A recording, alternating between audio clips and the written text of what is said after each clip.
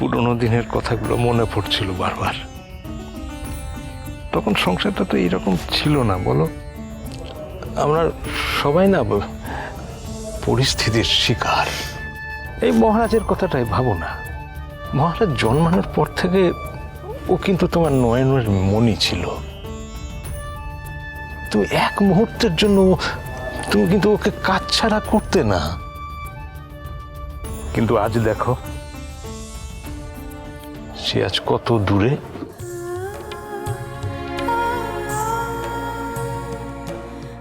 তোমার এই চোখের জল কিন্তু বলে দিচ্ছে পূর্ণিমা যে তুমি আজও মহারাজকে কতটা ভালোবাসো।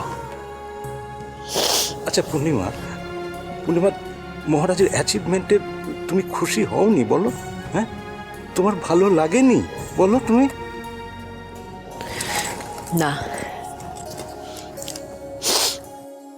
ওহ পূর্ণিমা, তুমি এখনো এই কথা বলবে?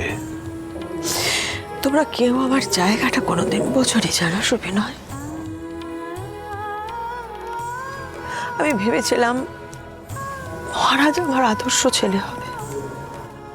ও একদম আমার মনের মতন হবে, একদম আমার মতন করে তৈরি করতে পারবো ওকে। ও তো আমার মাতৃত্ব নামের ওপরেই কলঙ্ক ছিটিয়ে দিল।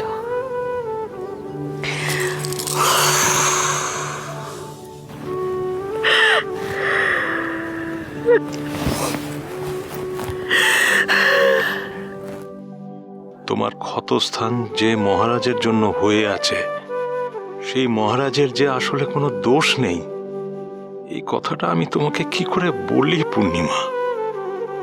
সত্যিটা জানলে যে তুমি আরো বেশি কষ্ট পাবে। এক ছেলের জন্য তোমার আরেক ছেলে বঞ্চিত হয়েছে, তাতে যে তোমার মাতৃত্বের কলঙ্ক কিছুতেই মিটবে না।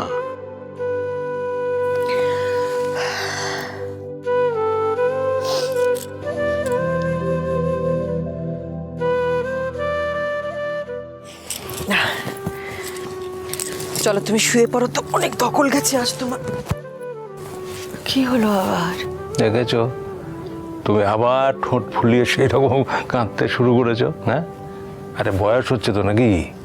হ্যাঁ, এরকম করলে চলবে? ওরকম করে কাঁদতাম আমি? হ্যাঁ, আমি এরকম করে এরকম করে ওরকম ওরকম মুখ করে মোটেও কাঁদতাম না। আমি একটু ঠোঁট ফুলিয়ে এরকম করে কাঁদতাম, তোমার মতন ওরকম মুখ করেও কাঁদতাম।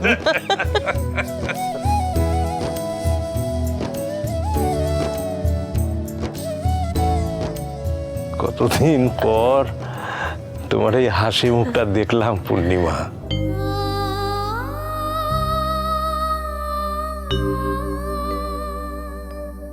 তোমার মুখের হাসিও তো মিলে গেছিল, তাই না? আজকে তোমার মুখের এই হাসি দেখেও আমার ভালো লাগছে। কি করছিলে বলো তো?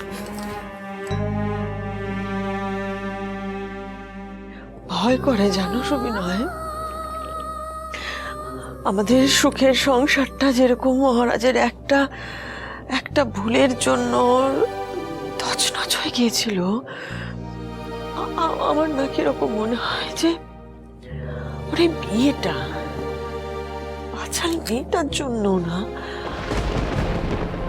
আমাদের সংসার তছনছ হয়ে যাবে, তছনছ হয়ে যাবে।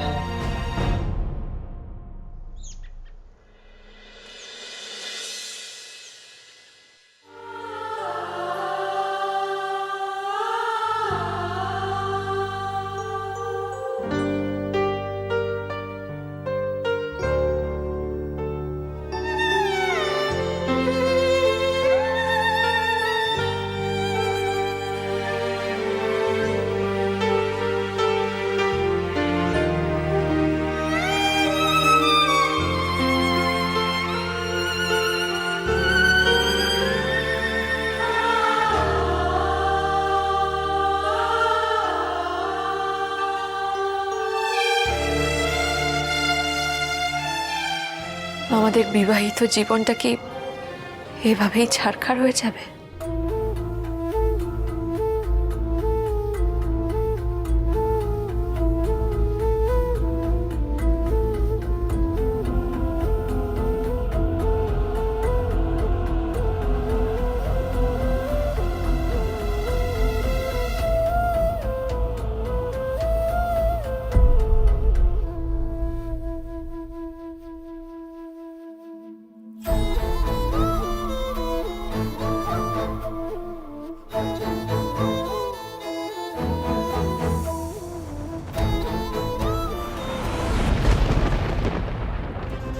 প্লিজ আমাকে এভাবে আর কষ্ট দিও না।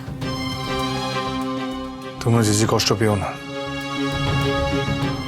কাল মা আমাকে আবার মারতে উদ্যত হলেন। কই, তুমি তো আগের মতো কোনো প্রতিবাদ করলে না। আমাদের উদ্দেশ্যটা তো সৎ ছিল, আর আপনারটা পুরো সাহস। মা, তোমার মাথা ঠিক নেই মা। আমার প্রতিবাদ করার আগে তোমার মা প্রতিবাদ করেছেন। এই বাচাল শয়তান অসভ্য মেয়ে। আর স্বামী হিসাবে তুমি? আমি তোমার স্বামী নই পূজা।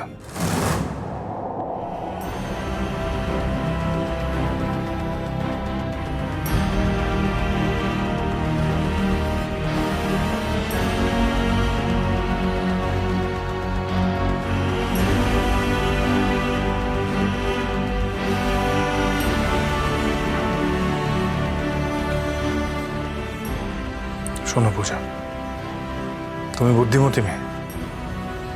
তোমাকে আমি আগেও বলেছি, তুমি লেখাপড়াতে মন দাও। তুমি সেটা না করে আমার উত্থানের কথা ভেবে নিজের সময় নষ্ট করছো। কারণ তুমি আমার কেউ হই না। আমি তোমার কেউ হই না। আমাদের বিয়েটা জোর করে হয়েছিল। আমি এ জীবনে মরে যাব তাও ভালো, কিন্তু আমি কোনো গুন্ডাকে বিয়ে করতে পারবো না। আর বিয়ের আগে আমার সম্পর্কে তোমার অ্যাসেসমেন্ট একদম সঠিক।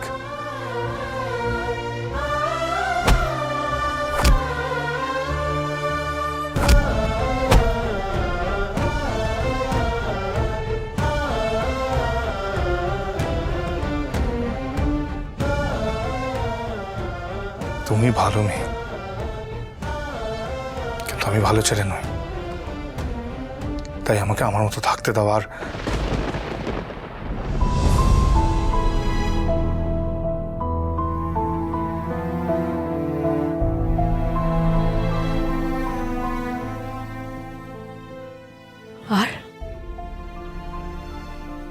আর আমার বাবাকে কষ্ট দিও না।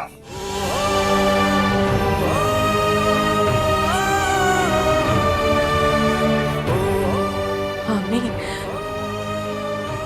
শোনো,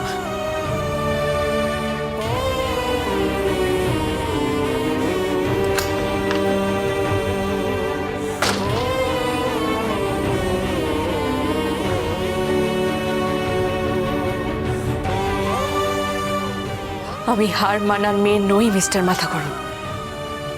এই বাড়ির পরিবেশ আমি সুস্থ স্বাভাবিক করে তবেই দম নেব।